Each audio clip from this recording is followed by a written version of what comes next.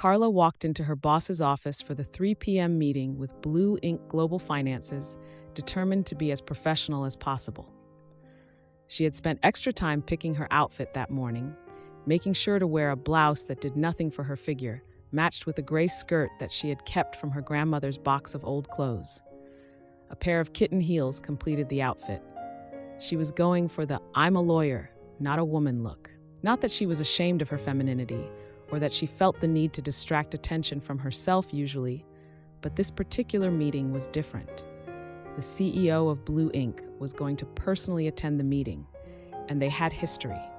At least as he liked to put it, he had history. He was 65 years old, and together they had chemistry. All they needed now was a little biology. "It is shameless," she told her friend and boss Ethel, her treak dark skin hiding the blush that her frustrated eyes expressed. "Yes, but it is good for business," her friend laughed.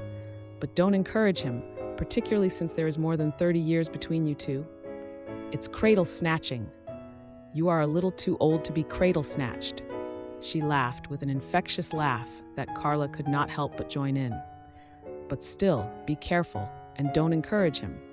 I don't think he needs encouragement. He needs a bucket of cold water." "Yeah, but you really can't blame him. His wife is dead, you know.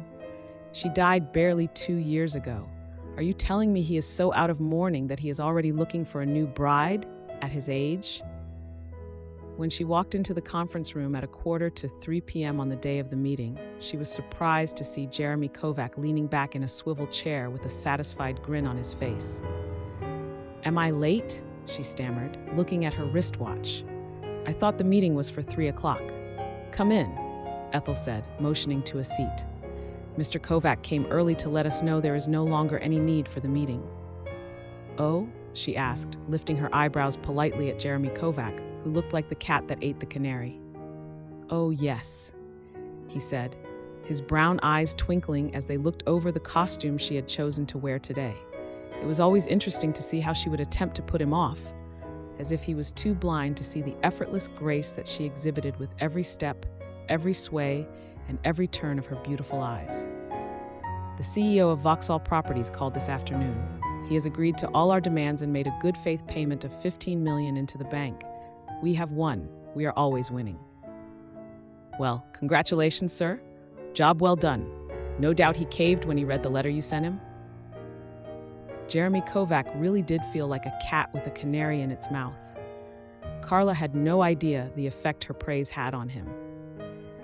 Even before his wife had died, he had enjoyed the pleasure he got from hearing her simple praise of his successes. His heart had long since turned from Catherine, ever since he had learned of her infidelity. But he had stayed with her, knowing that she did not have long to live. And when she had passed away less than 2 years ago, his heart had turned fully towards this woman, barely more than a child to him, with her haunting dark eyes, who had seen her own share of sorrow and powered through it with the grace that not even the loss of her husband barely a year into her marriage could taint.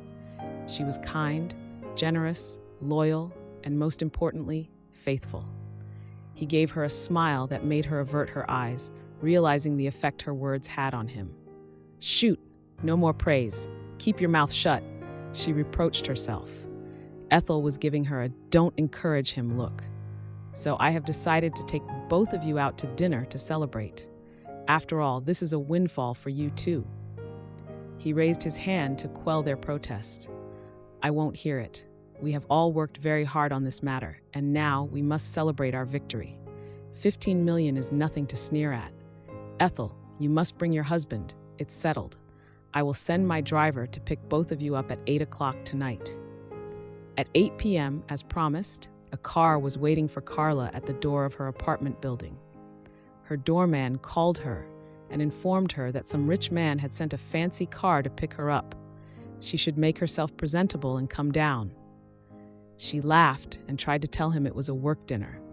But the doorman had assumed the position of a father figure to this innocent girl who had come to live in his building and would not allow her to dissuade him from his dream that one day some rich prince would come and sweep her off her feet. When she came down, though, he looked aghast at her outfit. "What are you wearing?" he wailed as she came out of the elevator. "I told you it's a work dinner." She waved, refusing to pay attention to his pleas for her to go back and change, and lifting yet another one of her grandmother's long, heavy skirts, she climbed into the back of the sleek sedan. Even the driver did a double take, but he kept his opinions to himself at least. They drove in silence until they reached the airport. "Wait, why are we here?" Karla asked, a bit alarmed. "My instructions were to bring you here. Mr. Kovac is waiting for you." "At the airport?" "Yes, ma'am." She was quiet. The CEO of Blue Ink Global Finances was rich enough to be allowed all the eccentricities he wanted. And old enough too, she laughed to herself. But her laughter died when the car drove into the private wing of the airport and parked beside a private airplane with its door open and an air hostess standing by the steps. Perhaps Mr. Kovac intended to take them to some other city for dinner. But this was surely too extravagant for a celebratory dinner with his lawyers. She boarded the aircraft to see only Mr. Kovac in it. He was dressed semi-casually in a brown shirt and slacks and a cream jacket and black shoes. He looked good for his age, healthy and fit. It was obvious that he had been handsome in his younger days, and he retained a great deal of the charm. "Karla, please sit down," he said, rising to greet her, his face stretching into an amused smile as he assessed her costume. "Where are Ethel and her husband?" she asked. "They are having their dinner, as I promised, at the Carlton. You and I will have ours in the air." "But I invited both of you out to dinner, but I did not say we would have the dinner together. As a lawyer, you should have read the fine print. Mr. Kovac, really, I do not think it is appropriate for both of us to have a separate. Don't be concerned about your chastity, Karla. There is an air hostess and a pilot here with us. Your virtue is maintained." He was laughing at her, she knew it, but she was excited at the prospect of an adventure. Besides, the plane was already taxiing. An air hostess was whispering to her to put on her seatbelt. He had trapped her fair and square, and she had no choice but to enjoy herself.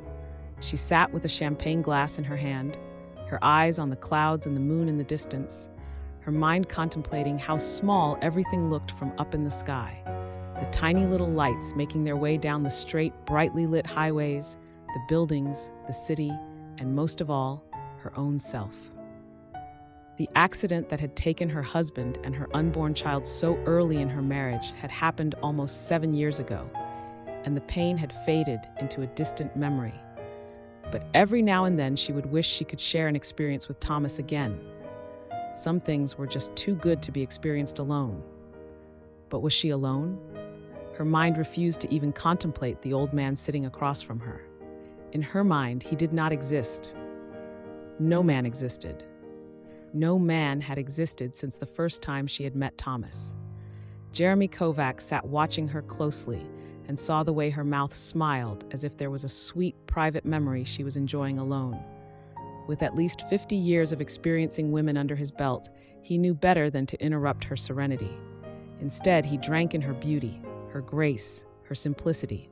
From her well-formed foot peeking out from under the long skirt, the red paint of the toenails popping against the chocolate skin and the delicate sandals, to the delicate fingers that cradled the long-stem glass in her hands, she was altogether lovely to him. It was fortunate for him that his favorite style in women's attire had died out after the 50s, so that her every attempt to throw him off by wearing old-fashioned clothes only attracted him the more. His eyes continued to rove over her until they came up to her face, only to see her looking square in his eyes, an annoyed challenge flashing in their brown depths. He let out a little sigh. "You have no idea what it does to me to look at you." He was gratified to see her blush furiously. "Sir," she stammered, "it's such a beautiful night, very clear sky, and the moon is so bright, look." He laughed at her attempt to distract him. "Yes, I'm looking, but I prefer to look at the most beautiful thing I can see, and I'm already doing that." He saw her blush deepen with glee. "Why don't we order for more wine?" She pushed the hostess call button desperately. "Why? Do you want to get into the mood?" He wiggled his eyebrows roguishly at her. "Sir, please," she yelled, covering her face with her hands, completely flustered. Okay, I'll stop. At least the ice is broken now, isn't it?" "Yes, it is broken," she laughed, her face appearing from behind her hands with shy, grateful relief as she saw the childlike delight on his. But why do you tease me like this, sir? Ah, stop calling me sir. There is an old song I heard when I was traveling in Africa many years ago. I've long forgotten the tune, but this one line said, "Respect me in the morning, but pull my beard in the night." She laughed at the imagery. They really have a way with words over there, and it really captures the way I feel. I want respect in public, but I want love at night. Sir, why do you talk love with me? I'm too young for you. First of all, call me Jeremy when we are alone. Second, you are not too young for me. You are perfect for me. As for why I'm talking love with you, it's simply because I love you. She looked at him, her eyes wide in surprise and disbelief. Oh yes, I do, and I'm not talking about a young boy's love. I appreciate you with maturity. She laughed again. What does that mean, sir? I mean, Jeremy. She spent the rest of the hour-long flight alternatively laughing and blushing, being pleasantly wooed and enjoying every minute of it. Barely 6 months later, she was picking out a wedding dress with Ethel. I still can't believe that you are going to marry that old man, Ethel said to the door of the changing room where Karla was trying on one of 7 gowns they had picked out together. Yeah, I don't think about it. I just live it. You have to live it to believe it. That's just gibberish and word salad. What did he say to convince you anyway? Karla flung the door of the changing room open and stood there, a simple fitted cream gown only partly zipped up her back. I don't actually know, she said, turning her back and beckoning for Ethel to help her zip up the dress. I really can't say. He did not actually propose, but somehow we just started to discuss the wedding. He didn't even give me a chance to say no, because he never asked me. Then why are you marrying him? Because it is the right thing to do. It's the next step. It's logical, I think. Well, how are you going to kiss him? Karla blushed and looked away. Don't tell me you have already kissed him. When? How? She demanded. How could she tell her that the first kiss had been on that first flight, and that they had had many secret kisses since then? Whatever revulsion she had thought she would feel had never materialized, and she was swept away in the charm of his practiced lovemaking. He had awoken something in her that had gone to sleep when Thomas died, and she had since come to see him as handsome, distinguished, and desirable. He was perhaps not in the bloom of youth, but he was definitely not in his dotage either, and she felt the flame of his love for her every time they met, which was not as often, to prevent a scandal. They had continued to meet in their official capacity of lawyer and client. Their wedding would be quiet and secret. All she had to do was to meet him at the registry with Ethel as her witness. Her parents had been notified of the need for secrecy, and as far as she was concerned, he had informed his children of the same. So she paid for the tasteful cream, off-shoulder, A-line, knee-length wedding dress that did wonders for her figure, and Ethel's sky-blue dress in a similar design. And by noon on that hot Friday in August, they were signing their signatures without fanfare, having said their vows before the registrar of marriages. Her luggage was already at the mansion when they got back from their honeymoon a week later. So was trouble. The driver had dropped Jeremy off at the tower, the building that housed the Blue Ink Global Finance's offices, so she went home alone. She walked into the house expecting to receive the welcome of the servants that she had already been introduced to, and to begin to familiarize herself with the domestic workings of the house. Amelia, the housekeeper, was on the steps of the mansion to receive her together with the lady who would temporarily serve as her personal assistant. She welcomed Karla warmly, her graying hair tied in a bun on top of her head, and her face spreading into an easy smile. However, her eyes held caution and warning. The young Master Kovac and his sister are in the living room, she said without any change in her expression. However, the way she said it did not sound like she was delivering good news. Would you like to go in to see them, or would you prefer to go up to your room to freshen up? You have had such a journey, you must be in a hurry to, as they say, wash off the dust. Karla heard the strong suggestion in her voice and decided to take her advice. After all, she really did want to go to her room first and settle down a little before entering into household affairs. Jeremy's children could wait for a bit to see her, especially since their father was not there to introduce them officially. Yes, I do feel a bit tired. I was a little car sick. I will go to my room. Very well. The housekeeper nodded her approval. Mary, take the mistress up to her room and see that she has everything she needs. Then come back down to the kitchen and take her up a bowl of soup to ease her tummy. She turned to Karla. My daughter used to have terrible motion sickness. I know the perfect recipe to cure it. The house was built in the old style, with a sweeping staircase in the entrance hall that led up to the private rooms of the house. To the left, large French doors opened into the morning room, so called because it caught the morning sunlight via its one glass wall, which led directly into a conservatory where seasonal plants were growing and giving off their perfume. The door to the right was more traditional, but no less ornate, and led into the large living room where guests were received. A door behind the staircase led into the dining room with a huge table that could comfortably seat 22 people, and another door beside it led to the smaller dining room, also placed to catch the morning sun via its large windows. Upstairs, there were 6 bedrooms, and Karla's was beside Jeremy's, with an adjoining door between both. Each had its own bathroom that had been carved out of other rooms when the house was modernized, and both shared a parlor with cloth-covered sofas and a little dining set for 2. Mary led Karla to her bedroom via the parlor, and she marveled when she opened the door. The room was large, with a beautiful bed in the center of it. There was a little writing desk by the window, a large dressing table with multiple little drawers and a chest of drawers, apart from the armchair and chaise lounge placed by the window.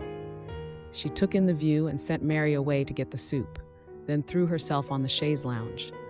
She took her shoes off and stretched her toes and breathed in the scent of new life. Then she undressed herself in her walk-in closet and walked on tiptoe into the large bathroom, opting for a quick shower, rather than a soak in the classic claw-footed freestanding tub. By the time she had showered and dressed in one of the silky boo-boos she typically wore at home, her soup was waiting for her in the parlor. It was exactly what she needed, a simple soup with plenty of ginger to settle the upheaval in her tummy. But she had hardly drunk half the soup when she heard quick, flurried footsteps on the uncarpeted corridor beyond the door and raised angry voices. Madam is resting after her journey. Let me at least inform her that you would like to meet her. Get out of my way, you twat.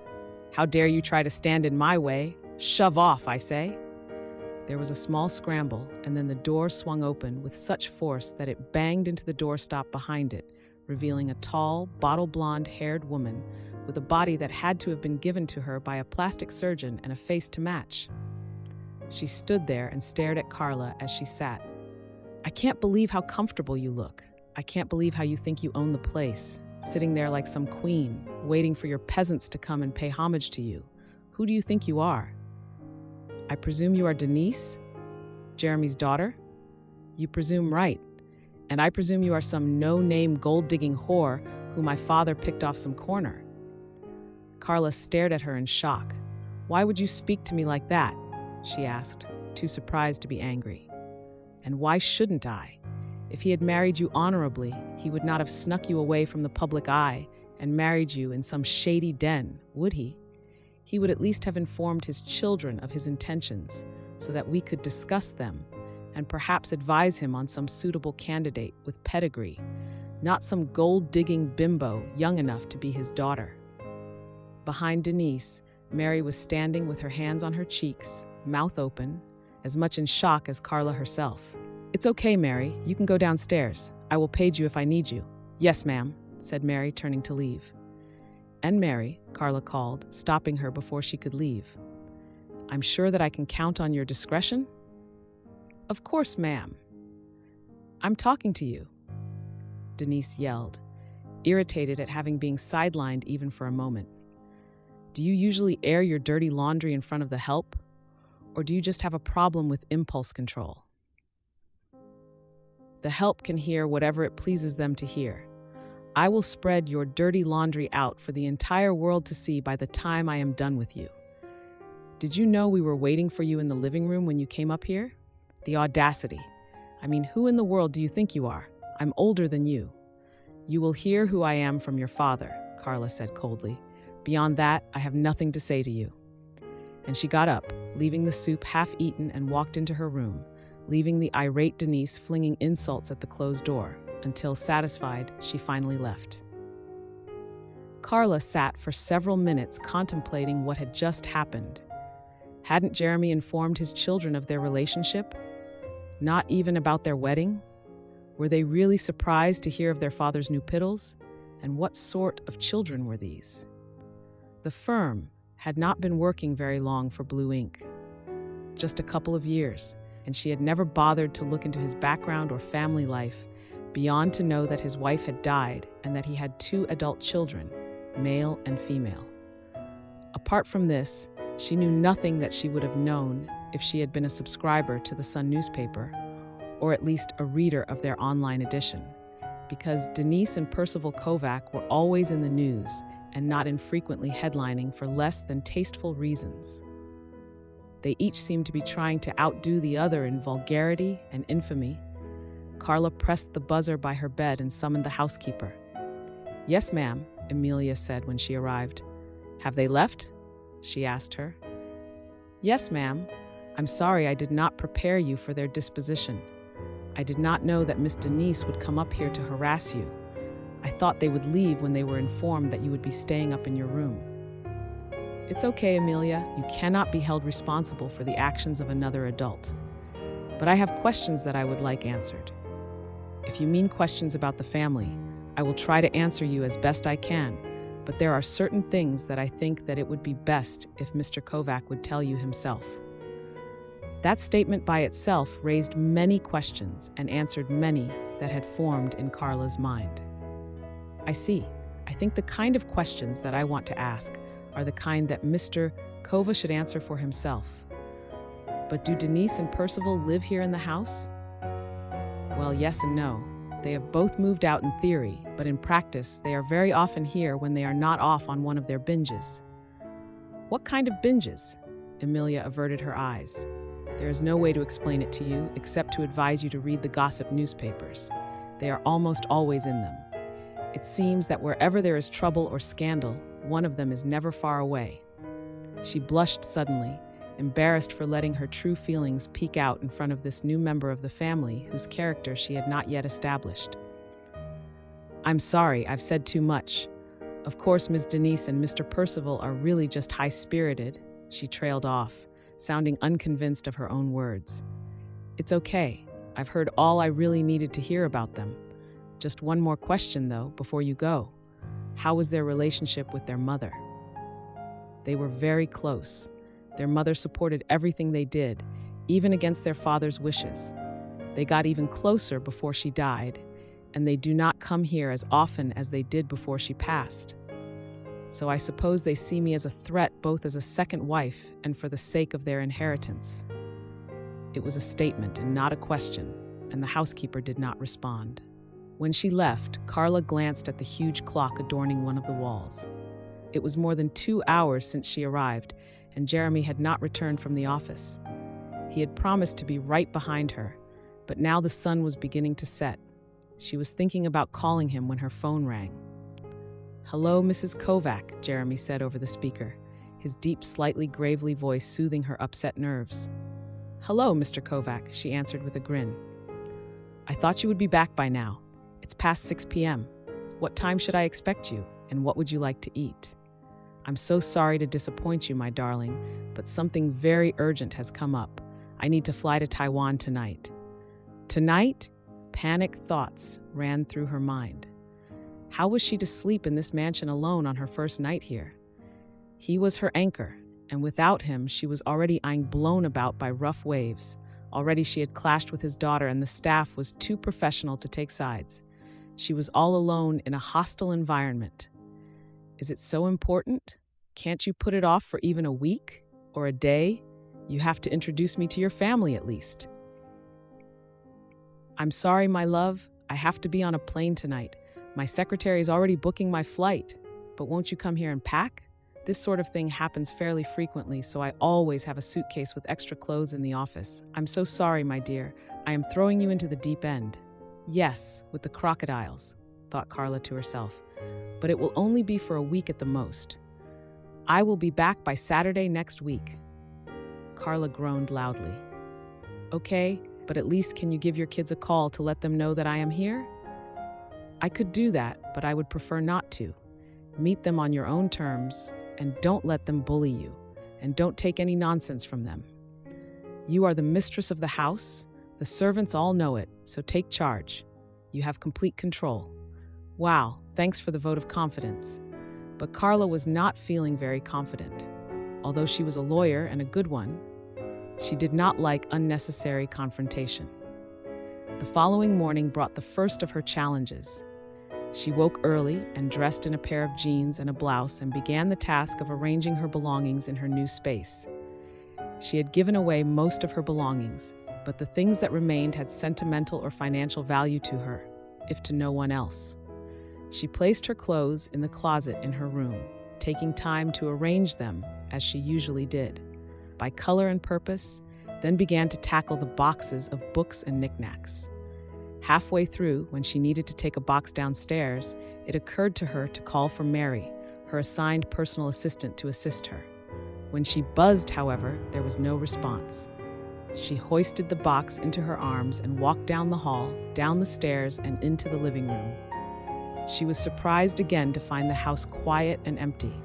She appeared to be the only one home. She put up a little table clock she had bought during their honeymoon on the mantel, and looking around, made room on a decorative side table for a few ornamental books she had brought along.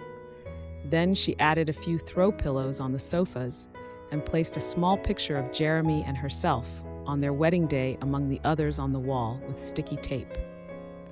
Finally, she moved the furniture around a little so that the beautiful fireplace was the focus of the room, rather than the overly large flat-screen television. By the time she was done, it was noon, and still she had neither seen nor heard anyone in the house. She was tired by this time and a little bit achy from moving the boxes herself, and her tummy was growling in protest. Opening the panel on the armrest of the sofa nearest her, she pressed the call button and waited for a servant to come. But several seconds later, none did. So she began to search for the kitchen. When she found it, she was surprised at how empty it was. The huge double-door fridge was humming and the lights on the oven was on, but the cooktop was cold. That it had not been used that morning was obvious. She called out, looked out the window towards the back of the house and searched, but there was simply no one in the house. So she searched around, and finding what she needed to make herself a meal, made it, ate it, washed up, and went back up to her rooms. A few hours later, she came down and got herself a snack, then returned to her room. Stosity. That evening, she prepared to go out to the kitchen again when there was a knock at the door to the parlor.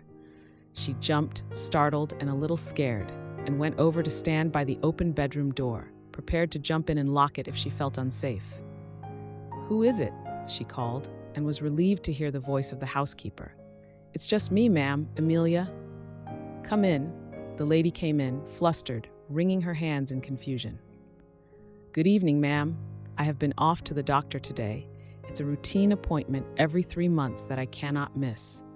But I left clear instructions with the maids and the cook as to your care before I left. I was not aware that you wanted to be home alone. You should have told me. The house is open and all the servants are gone, even the security men. This is not safe. I could have advised you to at least leave the security men." Karla was confused. Wait, what are you talking about? I did not give any orders to anyone. I've not seen anyone." Amelia stopped short, confusion suffusing the lines of her face. "I didn't," Karla insisted. Well, okay then. I will have to find out exactly what is going on. Before you do, I am a bit hungry, but I only found the things in the fridge which I ate for breakfast and lunch. Oh, never mind. I will get you something to eat. It can be confusing tending to yourself in a strange new house, particularly one like this, where things are locked away. She turned as she got to the door and looked back for confirmation. "You say you didn't ask the staff to take the day off and return tomorrow?" "I did not, Amelia." "Very well, ma'am. We will sort this out in the morning." She bustled away and soon returned with a steaming plate of potatoes, beef, and vegetables. The following morning, the staff were gathered in the morning room. Karla was sitting in an armchair by the window, letting the full rays of the sun fall on her and listening as Amelia scolded them for dereliction of their duties, especially the security men. "But Madam Amelia," one of the ladies complained, "we were told that the new lady particularly wanted to have the house to herself. We were ordered to leave and return this morning." "Who told you to leave? Who gave the instructions? And why did you not confirm them with me?" "It was Miss Denise, ma'am." Another staffer spoke up. "And did she tell you so herself?" the housekeeper asked, knowing that Ms. Denise would not likely stoop so low as to speak to all the servants one by one, and if she had called a meeting, she herself would have been in attendance. Who did she send the instructions through? During this interaction, Karla had been studying the faces of the ladies there to see if any one of them would betray their guilt by their expression. And sure enough, one of them did. Mary. The mouse-haired woman bowed her head low and looked at another under her brows, shaking her head at her almost imperceptibly. Almost. It was time to take control of the situation. "It's okay, Amelia," she said aloud. "Perhaps it was a miscommunication between Miss Denise and myself. I'm sure she did not mean any harm, and I had a nice day alone exploring the house on my own. Let them go to their duties." Amelia eyed the staff, her eyes falling on Mary. She too had seen the little display. "Yes, ma'am, and for the rest of you, if you ever receive such a message again concerning the lady, make sure to ask me before you act on it. I'm sure that if the lady wants to give a message to the staff, she will send it via me or her assistant. It won't come to you via a rumor." "Yes, but," someone was about to speak, but was hushed harshly. "You can go back now." After they had left, Karla waved Amelia into a seat. "So," she began, "I have never had a personal assistant before, but I don't think this one is a good example of how a PA should behave. It seems that she is more loyal to Denise than she is to me." "Yes, it would seem so," Amelia replied. "What are you going to do about it?" "I am a new bride. I will let her vent. As long as she does not actually hurt me, let her continue to throw her tantrums. After all, this was very childish, don't you think? Ms. Denise has always been high-spirited. Her mother spoiled her, you see, because they look so much alike." Karla looked at the old housekeeper shrewdly. "You know, you have not actually said anything, but I get the impression that you are not a fan of this Ms. Denise or her mother, or even her brother." Amelia blushed lightly. "Oh no, please don't get that idea. I just like to be as honest as possible." "Don't worry, your secret is safe with me. I won't put you on the spot, but I hope that we can work well together." She offered her hand for a handshake. Amelia looked at her new lady and warmed towards her. She took her hand and smiled with a single nod of her wise head. On the principle of keeping your enemies close, Karla summoned Mary to her parlor later that day with an errand to take a packet to the firm which she had quit, since her time would be occupied by other activities as Mrs. Kovac. When she returned, driving the little Honda assigned to her for her errands, she saw Percival Kovac's black Lamborghini Aventador, with its red highlights parked in the driveway, taking up more room than it should have since its owner had parked it improperly. Even though she was unable to get around it to park her own vehicle, she smiled hungrily. Quickly she parked on the grass, checked her makeup in the rearview mirror, and got out of the car, not minding at all that her heels sank into the grass lawn with every step and made walking difficult. She was too much in a hurry to see her idol. When she walked into the living room, however, Percival was not there. She grabbed the arm of a passing servant and inquired about his whereabouts, flushing with displeasure to learn that he was visiting with his new stepmother in her private parlor. She rushed upstairs and down the corridor to her employer's rooms, her heels clacking on the tiles, then paused a moment to pull down her skirt, which she had hitched up for Percival's benefit. Then she knocked a little too loudly, her jealousy getting the better of her just from the knowledge that her idol was with another woman. She always felt like this possessiveness, when he was with other women, though he had never given her anything more than a passing glance. He preferred to get his kicks outside the house and away from his father's immediate sight. Her knock was a little too loud, she knew, but she could not help herself. Her hand was on the knob before she heard the invitation to enter, and she opened the door as if to catch two lovers in a forbidden embrace. "I'm back, ma'am," she said to Karla, who was sitting in another beautiful boo-boo. This one was bottle green and draped beautifully around her body. She eyed her employer, jealousy eating at her for the outfit for the house and for the man who had not even bothered to look up to see who had come in and was busily and shamelessly devouring her with his eyes. "Is there anything else you would like me to do?" Mary asked, her voice high and tight, but her eyes flickering uncontrollably to Percival.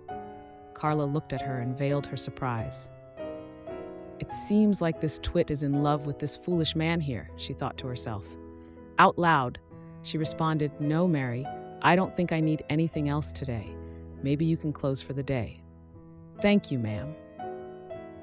"I will be downstairs for a while before I leave, though, just to tidy a few things up." Her eyes were still fixed on Percival. It seemed like her words were directed at him and not at her. He finally acknowledged her presence not with a look, but with an impatient wave of his jewel-bedecked hand. His own eyes had not left his stepmother's body, his wayward eyes roving over the lines and curves, entranced by the rippling fabric. Such simplicity, yet such beauty, such loveliness. She was sitting in the chaise lounge like a queen in her domain, her legs crossed and her toes just visible under the hem of the long gown. This was his stepmother? What a joke. This was nothing less than a challenge his father was throwing at him, as if to say, "This is mine, you can't have her," especially since he had not even bothered to introduce her to him, as though he was sure of her loyalty to him. But Percival Charles Kovac was not the feature of every gossip magazine for nothing. He was going to get this woman for himself. He had to. He had never chased after skirts at home, but he could make an exception for her. For her part, Karla had reached the end of her patience with this impertinent twat. He looked nothing like his father, and his feminine features were not the sort that flattered men. He just looked effeminate, and added to the profusion of rings, necklaces and bracelets, his shirt with the top 3 buttons unfastened and revealing a hairy chest, worn over 2 tight trousers and patent leather shoes, just made him look like a mobster wannabe. But he was her husband's son, and she had a duty to be civil, at least as civil as she could be to a man who was looking at his own father's wife with unbridled lust. "So," she said, trying to make conversation to be polite, "do you manage a branch of the company, or have you struck out on your own?" "My time is my own, baby. I do what I want, and right now I'm thinking of doing what I want." Her cheeks flushed with anger. What was charming in the father was absolutely disgusting in the son. "Please get out," she said flatly. "What?" He was surprised. "I said get out of my rooms," she answered, her voice tinged with a bit of boredom as she reached for her tablet lying on the side table beside her. You are kicking me out? You can't kick me out." His face betrayed his shock, as if few, if any, women had ever rejected him outright. "It looks like your usual type of woman is the type that drools over you. Unfortunately, you will notice I'm not drooling. Your behavior disgusts me. I need you to leave my room." Percival rose to his feet with a jump, his face reddening with anger. He tried to speak, but held himself back with an effort. Then he forced a smile onto his face. "I will see you later, darling. This is my father's house, and though I leave this room, I won't leave the house, so I'm sure we will be seeing more of ourselves very often." He smiled, a fake smile, and sauntered out. He had been shocked by her instant and outright dismissal, and his anger and pride had been hurt. He felt his heart burning in his chest as he made his less than elegant retreat from the room, flinching at the holes he imagined that Karla was staring into his back. He did not know that Karla did not dignify his exit with a single glance. Rather, she busied herself with finding her page in the report she was reading, as she tried to familiarize herself with Blue Ink's operations. Her heart was also pounding within her, another unpleasant experience with Jeremy's family, her new family. Add Mary's betrayal and the staff's nonchalance, and she was off to a very rocky start, and he had already called to extend his stay by another 2 weeks. The following morning was bright and fine, so she decided to have her breakfast out in the garden, just beyond the terrace that opened into the dining room. The sun bathed its warm light on her face and exposed arms, The cool breeze, not yet heated by the sun's rays, was pleasant on her body as it passed through the large armholes of her beige sleeveless cotton shift dress, and the taste of the salted and peppered soft-boiled eggs and sweet, freshly squeezed orange juice lingered in her mouth. It was a good morning, and she was glad to be here, alone with the still dewy flowers releasing their delicate morning scent. She was feeling like a princess in a fairy tale when a movement caught her eye in one of the upper windows that overlooked the garden, and which she had thought to be empty. After all, there were no guests in the house. She looked up to see Percival fully exposed in the floor-to-ceiling window, clad in the smallest of Speedos, stretching his wiry body in full view of anyone who cared to look. It was obviously a display especially for her. It was disgusting, and she immediately felt the umami in her mouth turn to ash. "Oh, for goodness sake," she hissed to herself. She contemplated returning early into the house, but decided that she was not going to run from her troubles, and she was especially not going to let him ruin what had been a lovely morning. The sun, the flowers, the food, no, she would not give them up for him. So she turned her chair around so that her back was to his window, and at the same time signaled to the maid who was sitting on a stool just outside the dining room doors. "Bridget, this tea was so nice. Please bring me a second cup, and find my sun hat in the conservatory for me. Will you?" The maid smiled her appreciation for this little bit of praise and went in to do as requested. Karla saw her notice Percival still exposing himself, his hands now akimbo and his hips thrust forward as he continued to stretch. She was not in the least bit surprised when, rather than Bridget, it was Mary who came rushing out with a cup of tea a few minutes later, her neck craning to see Percival in the window. She stood directly in front of Karla, her eyes making several furtive trips to the window above her. "Mary," Karla said her name but did not get an answer. "Mary," she repeated sharply. "Sorry, yes, ma'am," the foolish woman responded, finally tearing her eyes away from her idol. "Move to the side." She realized where she was standing and shuffled a step away from Karla's field of vision, but her hungry eyes returned to the window. "Where is Bridget? Did she not find my hat?" "Hat?" Mary was completely distracted by the man flexing. Unfortunately for her, Percival had seen her come, and realizing that his intended target was not going to turn back, he stopped his spectacle and stepped out of sight. With an effort and a sigh, she brought her mind back to her employer. "Where is Bridget?" Mary asked again with the patience of a saint. "Oh, I sent her to make other arrangements for the gala." "What gala?" Mary suddenly clamped her mouth tight, her eyes expressing that she had said more than she intended to say. But now she had to give an explanation. "Miss Denise has organized a gala for next Friday." "What is the occasion?" "I don't know, ma'am." "Yet you are the one making arrangements, and you have not seen it fit to inform me? Tell me, are you my assistant or hers?" Mary stumbled an incoherent response, which Karla did not bother to clarify. It was obvious to her what the answer to her question was. Mary was loyal to Denise and in love with Percival. She picked up her phone and tried to call Jeremy, but then remembered that he was scheduled to be in conferences and meetings for much of the next weeks and would not be reachable until Saturday morning when he would board a flight to return home. She did not want to burden him with unnecessary calls, and when they did speak, she did not want to trouble his mind with home affairs. She decided to handle things as best she could until he returned. "Go, Mary. Go and finish your arrangements." Mary walked away, her searching eyes looking up at the window one last time. Karla tried to sit in the sun some more, tried to recapture the serenity she had been enjoying before Percival and Mary had upset her. But it was fading fast, and she finally got up to her feet, determining to go back to her study of the company's business operations. She had not married Jeremy for his money, although it definitely did not hurt that he was a multimillionaire, and there was no guarantee that he would allow her to work in his company. But she felt that it was her duty to understand what her husband did, particularly since she was just recently a staff of his corporate legal advisors. She got up to leave and suddenly felt a wave of nausea wash over her. It was not enough to make her retch, but it made her hurry up to her rooms, just in case, and she did not arrive a moment too soon because she threw up her entire breakfast. I must not let stress get to me. Jeremy will soon be back. Then he will draw the line firmly between me and his children. Good fences will have to make good neighbors, she thought to herself, settling down to do a bit of reading. A distracted and unproductive hour later, however, she was forced to send for Amelia. And this is like the third time I've thrown up since I got here. I used to be able to handle stress so well. Maybe it's because of this new environment. She concluded her complaint to the lady. Amelia was nodding her head sympathetically and smiling. I suspected it when I first saw you. Some ladies show instantly, while it takes a few weeks for others. Show what? Pregnancy. You were glowing when you arrived last week.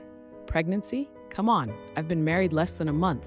Even if I am pregnant, would I be showing already? Have you not missed your period yet? Well, I'm actually 3 days late, but with the wedding, the traveling, the new house, and the stresses, it's not abnormal, is it? Well, I'm going to assume that you are expecting, and I offer you my congratulations, the housekeeper said with a big, genuine smile. But until you confirm it with a test, I advise you not to take any alcohol and to have a lot of rest and gentle exercise, and I will be personally responsible for your meals from now onwards. Karla felt a twinge of happiness in the pit of her stomach. She was going to have another family. She took Amelia's advice and took a stroll around the mansion that evening after the nausea that had troubled her all day had finally subsided. She was walking around a mature tree at the bottom of the garden when she heard footsteps and turned to see Percival making his way down to her. She groaned inwardly. "You are still around," she said flatly when he reached her, her nose curling against the acrid smell of marijuana that he had brought with him. "This is my father's house. Why would I not be around?" "Oh, I thought you had your own place, so I did not expect to see you here today." He grinned wolfishly. "Ah, so you did notice me this morning? Did you like what you saw?" She looked at him for a moment, deciding whether or not to give him an answer, then decided against it. Instead, she turned on her heel and began to make her way back to the house. "Where are you going, sexy thing?" "Yes, walk for me. Let me see that ass." She did not look back, choosing peace. Behind her, Percival lit another joint and took a long drag from it. She was something else, this so-called stepmother. How could the old man bring such a sweet thing home? It was nothing short of a declaration of war. Already the family fortune was going to be shared 2 ways between him and Denise. But now he had introduced a wild card by getting remarried, and to a young woman at that. With her round butt and wide hips, there was no telling how many children she would have. She was not the average woman either. The fashion right now was for skinny women, but Queen Karla, as he called her in his mind, was not skinny, at least not where it mattered. Her shoulders, bust, hips, and thighs were rounded, and with every step, her body swayed with an intoxicating motion that he knew did not fail to capture the attention of any man looking. She was made to be admired, made to be wanted, and he wanted her. Why should the old goat have all the fun? But his mind was wandering. She, and any children she had for his father, posed a threat to his inheritance, which he was looking forward to. The only way to neutralize this threat was to take her for himself. After all, his father had not publicized the wedding and would not publicize it until he came home from his trip. This gave him a few days to seduce her. He rubbed his hand over his chest as he thought about it. He would marry her himself. Yes, that is what he would do. At his father's age, it was unlikely that he would get another young girl to actually marry him, and bastards did not inherit with legitimate children. They received gifts in the lifetime of their father. How he had been able to convince this delicious thing to marry him was beyond Percival's understanding, but he would remedy the situation by seducing her.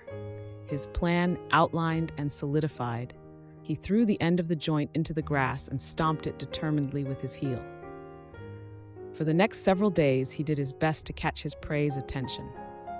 He stalked her during her breakfast downstairs until she was forced to eat her meals in her parlor.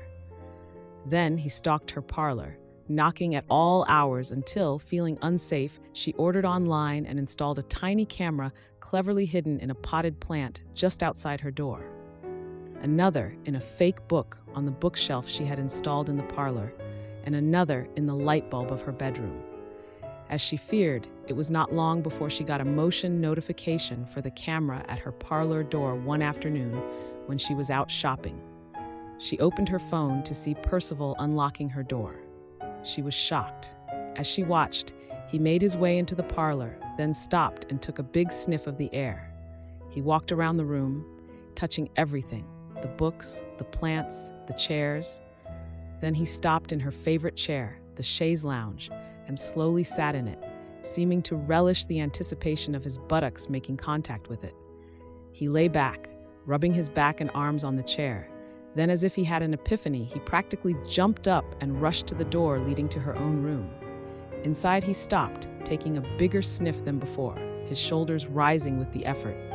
She knew what he would do next, and he did not disappoint.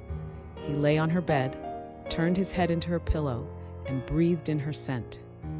When he opened her underwear drawer, she knew that she would not spend another night alone in the house without Jeremy. Leaving the mall where she was dress shopping, she ordered her driver to take her to the Four Seasons. On the day of the gala, she returned home to find the house transformed. The dining rooms and the sunroom had been opened up to form a large hall where tables and chairs had been placed, each sporting a bright white tablecloth with an ornate plant arrangement as centerpiece. The chairs were comfortably padded and covered with a gold fabric. The tables were arranged on one side of the great hall, leaving room for a dais which had been constructed and covered with a black and gold carpet and a lectern at one end of it. The entire hall was bedecked with fresh flowers and tasteful Grecian pillars. The overall effect was stunning. Karla made her way up to her room, having only a few hours to prepare. She took care to ensure that Percival was out of the house, then began the process of putting herself together. She noticed the bucket of ice with a bottle in it and smiled. "How thoughtful," she said to herself, taking out the bottle to read its label, "Cool as Swan," her favorite Irish cream. She poured herself a glass and carried it with her into the bedroom, where she changed her clothes, calling for someone to help with her makeup and hair. She poured another glass of the delicious drink and packed a small bag with a few clothes and sent for Mary. "Take that down to my driver and tell him to be prepared to take me back to the hotel." Mary took the bag down, her soul hurting with pangs of jealousy. Karla was not that much older than she was, barely 6 years, yet her star was shining so brightly. She had met and married a multimillionaire who was fast approaching his dotage. She was actively being pursued by that man's son, her very own obsession, who would not even glance her way. She, on the other hand, was forced to work in servitude for her bread and butter, forced to rent a tiny 2-bedroom, and forced to drive a simple Honda, while Karla lived in a mansion and could decide to spend a week at a spa without considering the cost. Life was so damned unfair. She felt the hot tears prickling her eyes as she made her way back into the house and was so distracted that she bumped into Percival. Her heart fluttered. "Is your mistress in her room?" he asked. "Yes, she is," she responded, her eyes boring into his, willing him to love her like some fairy tale Cinderella story. "Is she drinking?" She was too infatuated to be surprised at the strange question. "Yes," she breathed. He smiled at her then and looked her over. Not bad, pretty, and willing. If she didn't work here in the house... He turned and walked away without another word. She had seen the dismissiveness in that final glance, and her frustration boiled into anger. Walking into the hall, she spotted the bar and marched right up to it. Without a word to the attendant, she grabbed a decanter of spritz and a brandy glass. A few shots later, she began to feel the effects of it as it clouded her head. She laughed, tipsy, then frowned at the memory of Karla and her billowy dresses that covered her from head to foot, yet always made her look more appealing. What was it about her fashion sense anyway? Why would such a dress be better than her fitted skirts? Why should sexy Percy be more attracted to a woman in a bag than to her? She tried to pour herself another drink, but the attendant took away her glass and asked her to leave. When she wouldn't, he called to one of the men working security to haul her away before early guests arrived to see the staff already sloshed. Fine, fine, I'm going, and I'm not drunk, I'm tipsy. It takes more than 5 shots of whiskey to get me drunk. She walked out to the entrance hall, only swaying a little, and looked up the grand stairs towards the master suite. That witch. I will go and ask her directly what it is about her that makes my Percy prefer her to me. I will. And she made her way up the stairs and to the private parlor. When she got there, she had the presence of mind to knock, fueled by Dutch courage, but there was no answer. She pushed and the door opened. The room was empty. She knocked on Karla's bedroom door. There was no answer either. She was going to push the door open, but her courage failed her. She wasn't drunk enough. Looking around, she saw the bottle of Irish cream on the side table and poured herself a full glass, which she gulped down easily, its sweet, rich taste making it impossible to put down since she had not eaten anything all day. Within seconds, she felt the courage rise again and charged to the door. The bedroom was empty too. Ease. On the side table, she saw another glass of the drink and she gulped it down too. She went to the wardrobe and threw the doors open, and finding several of Karla's gowns hanging in it, she picked out the emerald green one. This one. This is the one that makes her look like a queen. Well, I'm a queen too. So saying, she stripped naked and drew the boo-boo over her body. Then she went over to the dressing table, spritzed some perfume on herself, too, and fueled by the drugged alcohol, she tore open a moisturizing face mask and slapped it on. Bring me this, and you. Bring me that. Pamper me. Get me a drink. Oh, Percival, yes, do come in. Come to bed with me. She got up unsteadily, her head swimming and her vision darkening. She needed to lie down. Her body felt so heavy. She barely made it to the bed in time before she was out cold. About 30 minutes later, the door opened and Percival staggered in.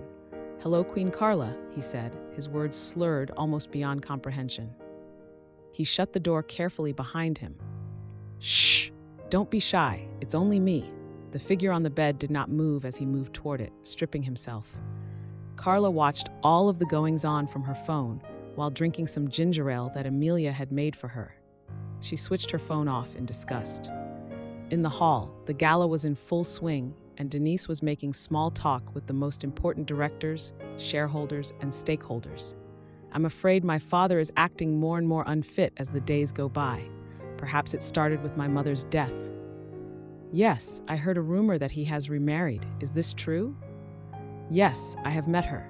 She is some floozy secretary he met in one of the law firms that we have on retainership. A pretty face, but an airhead. And it seems that he is even regretting his choice already. Do you know that he has not stepped foot in this house since the wedding?" They looked at each other with surprise. "So where is he now? Isn't he going to attend this event?" "No, and we have no idea where he is, actually. This is poor leadership. It's just not good enough." She had set the light and the flame was beginning to take. All over the hall there were looks of disapproval and murmurs of criticism for the absent CEO. When the meal had been eaten and the drinks were being drunk, Denise played her trump card. She stood at the lectern UP on the dais and addressed the people gathered via the provided microphone. "Ladies and gentlemen, esteemed shareholders, colleagues, and friends of this company, it's no easy task to stand before you all, knowing the weight of the responsibility that we share in ensuring the continued success and prosperity of this company.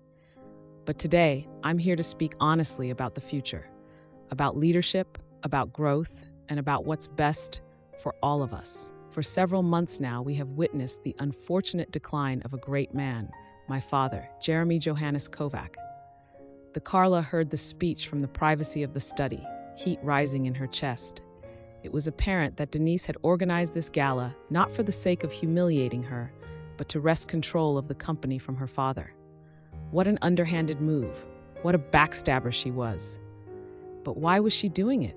Karla had been too recent an entrant into the family to comprehend the politics that went on. All she knew was that while the son was trying to take over his father's wife, the daughter was trying to take over the company.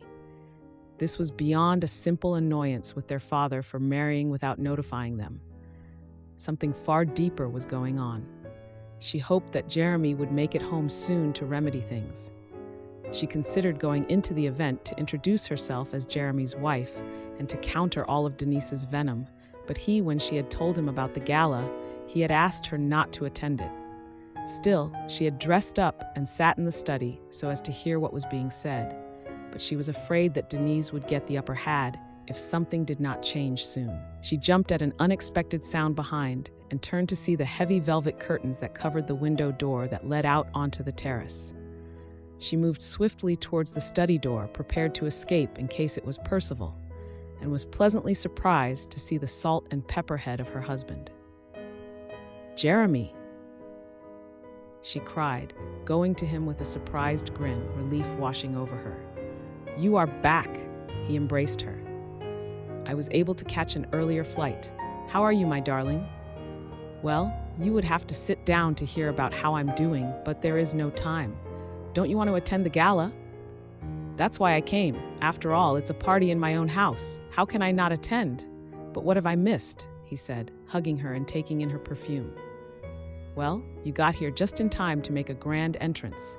Denise is just telling everyone why they should replace you with her humble self." Jeremy smiled.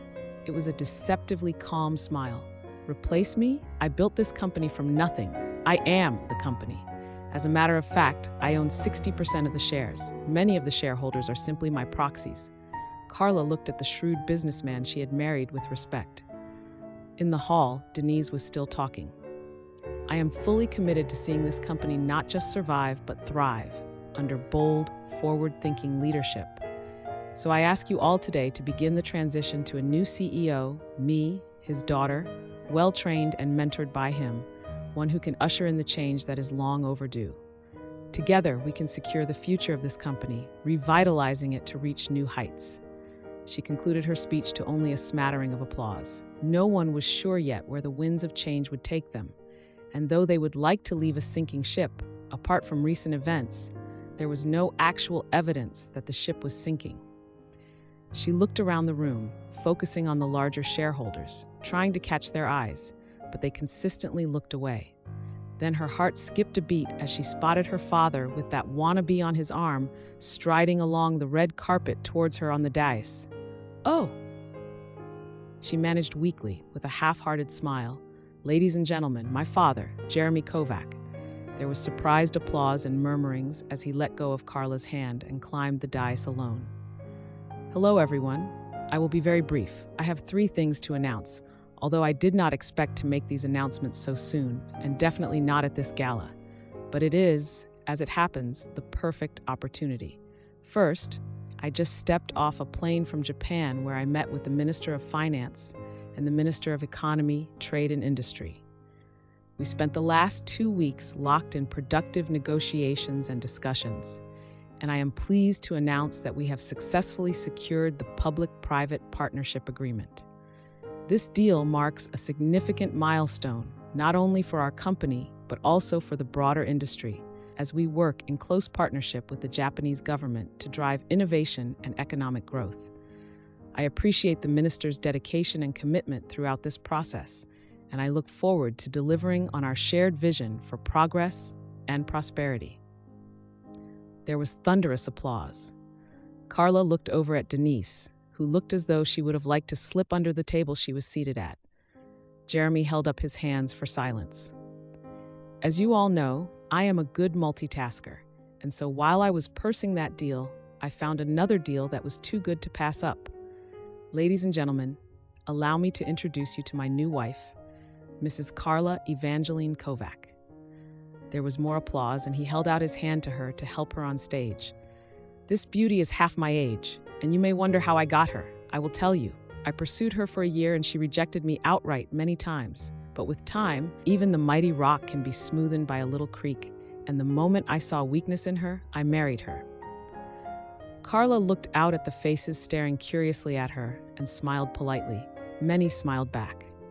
She heard Jeremy reel out her educational and professional qualifications and looked over at Denise again. Her face was almost as pale as the tablecloth. "Finally," Jeremy was still speaking, "finally, on a sad and serious note, in exercising the powers of my office as CEO, I announced the removal of Denise Kovac and Percival Kovac from their directorial positions within the company. My reasons will be made known in due time. Denise jumped up from her seat, her face even paler if possible. You can't do that, she yelled. Jeremy looked at her with a sad smile, but did not answer her. A few minutes of mingling later, the guests began to disperse. The gala was over. Jeremy and Karla went into the study arm in arm, happy to be in each other's arms again. But they had hardly sat when Denise burst into the room, her face red with rage. Daddy! Daddy! You have no right! You cannot remove me from being director. I am a shareholder. You must hold a shareholders' meeting to make that decision. Where is your brother? Jeremy asked calmly. As if on cue, Percival staggered drunkenly through the door, crashing into a winged chair with a big, self-satisfied grin on his face, and winked at Karla. Ah, since you are both here, I will tell you what I have to say, and then I hope that I will never have to see you both anymore. Karla looked at him in surprise. I married your mother before I made it big. It was an arranged marriage, and she felt forced into it. She had a lover who she insisted on carrying on with, despite my insisting that she break it off. For years I thought that she had, and it was only the year before she died that I found out that she continued that relationship long after we got married until he died. Long after she had given birth to both of you. Denise's face had turned from red to white to green, and she was studiously avoiding her father's eyes. Percival was too drunk to care. I had my suspicions about you two, especially since neither of you resemble me either physically or in character. So I had the matter investigated. It turns out that you are not mine. You are both his children. I confronted your mother, and she confessed on her deathbed, but not with regret. No, she was gleeful. She rejoiced in her betrayal. And she told me that she had told both of you already. I was the last to know. Jeremy stopped, hurt by the painful memory. Karla pressed his arm reassuringly. So you, neither of you, have an inheritance with me. The monies I have spent on you in your lifetimes is all you will ever receive from me henceforth. You can't simply cut us off, Denise began, her eyes wide in panic. It seems you have no faith in me, Denise. You keep saying I can't do this, or I can't do that. I can, and I have. It may have been better if you had not betrayed me like you did tonight, but you have proved to me that you are just as scheming as your mother. Percival spoke up, slurring his words. You think you have won, right? Well, let me tell you, you can keep your money, but I will keep your wife. I have taken her. Karla smiled a broad grin and leaned against Jeremy. What do you mean, Percival? Don't play coy now, Queen Karla. He reached into his pocket and drew out pink lace panties. Look what I have here. Do you deny that you were wearing these this evening? I think you may have mistaken me for Mary, my dear. She is the one lying in my bed. I have been here all evening, and I have the videotape to prove it. Video? Percival asked, the fog of drunkenness clearing. Yes, I installed cameras in my parlor and bedroom, and guess what disgusting thing I caught on those cameras? You placed a bottle of Cool Swan Irish cream in my parlor. Mary came in drunk and tried on my clothes, then passed out on my bed, and you came in and effectively assaulted her, right there on camera, all on video and audio. Percival blanched as white as his sister, his eyes popping out of his head in fear. He turned to his father, who was regarding him with anger and disgust. Well, I'm much too old to get into a fist fight with you for harassing my wife and attempting to rape her, but I will tell you this. That tape is going to my solicitor with instructions to release it to the police and the press if you ever come near this house again, or near my wife, or near our family. Get up, both of you, and get out. Pack your things and leave right now. When they went out, he flipped open the armrest cover and rang for the head of security. Denise and Percival are packing up their things. Send people to ensure that they take only their personal belongings. They are never to set foot here again. They were silent in the aftermath of the evening's events. Jeremy, quiet, lost in thought. Karla observed him and saw that he was reliving the hurt of the last few years. She thought of how to comfort him and bring him back to the present, and leaning forward, she whispered into his ear, "By the way, I'm pregnant, and this time it is yours." The end.